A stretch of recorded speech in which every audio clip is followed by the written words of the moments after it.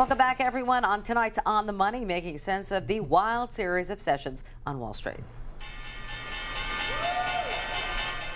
At the closing bell there, the Dow plunging more than 500 points. This sell-off a reality check for investors. It wiped out yesterday's big gains. Joining me now to discuss the factors causing all the turmoil on Wall Street is Haagen, certified financial planner and founder of the Haagen Financial Group based in Huntington. Thanks for coming in tonight. And it certainly has been a wild ride. Who expected this? You know, who expected this, really? But overnight, a lot of people are saying it was the markets overseas that were dragging down the markets, and then essentially today the financials really dragging down the Dow. So what's going on? People are just nervous because there's no direction given by our government. Today there were rumors about France having problems with their banks. So everything's going on rumors. It's really the debt, both here and abroad, that has really caused us to go into tumult on a lot of different levels. But I thought that perhaps when Ben Bernanke spoke, maybe things would have calmed down a bit, but not so. Well, what's he saying? He's saying he's going to keep rates low for the next 2 years, which means he doesn't see any great growth coming in the near term.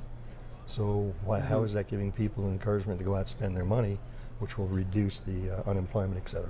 Yeah, and people are really concerned about the possibility of a double-dip recession. I mean, 2007 to 09, very bear market.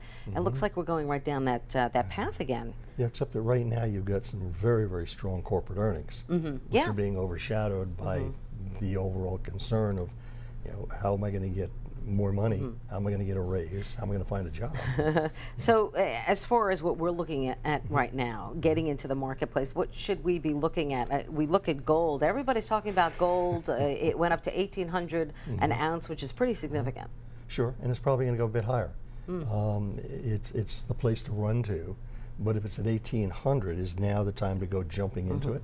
And is it the only commodity, too, that we should be looking into? Gold is only a commodity within the whole sphere of it.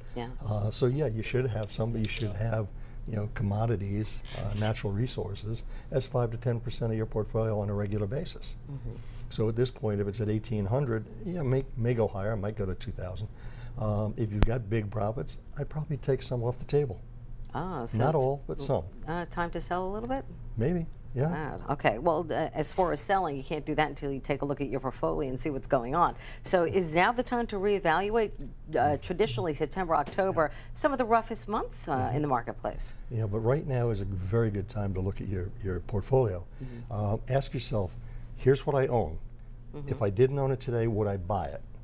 And if not, sell it, even though it's a loss, and position it where you think the market is going to be better going forward. So meaning what? Give me an example. I don't know. You bought some stock that, or mutual fund that hasn't performed up to par, hasn't kept up with its peers or better, then maybe there's something not going to go forward with it anyway. So move to something that's got a better history. Isn't this just part of the cycle, though, the ups and downs of this?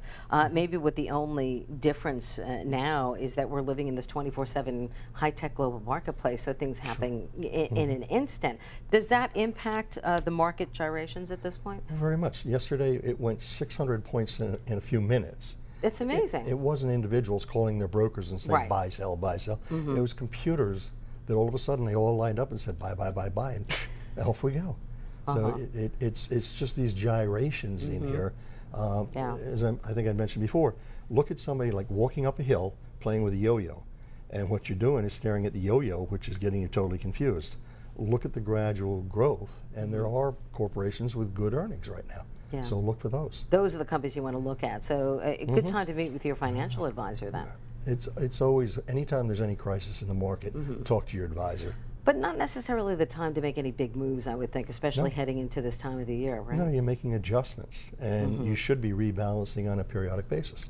If something gets more than 5% out of whack from what you originally structured it as, reevaluate and maybe take some of the gain and put it into one of the ones that hasn't performed as well, or now going vice versa. You're going to go out of bonds that might have gone up and put it into stocks that are low, so when they do turn around, you've got more where it's going to move. What goes up must come down, and Usually. vice versa. Keeps happening. All right, thanks very much for coming in tonight, Jan-Tang Haagen. We appreciate it. My pleasure. All right, when we return, Bill Corbell tells us about the threat of rain this weekend. We've got your 7-day hyperlocal forecast, and forget dancing.